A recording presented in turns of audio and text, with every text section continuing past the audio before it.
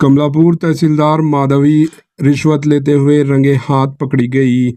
हनुमाकुंडा में वाक़ कमलापुर तहसीलदार माधवी एसीबी की जाल में फंस गई। तहसीलदार माधवी किसान से रिश्वत तलब करते हुए इसे एसीबी के हाकिम ने रंगे हाथ पकड़ लिया। तहसीलदार माधवी पर माजी में भी रिश्वत करप्शन के इल्जामात लगाए गए हैं। Bureau report HN news.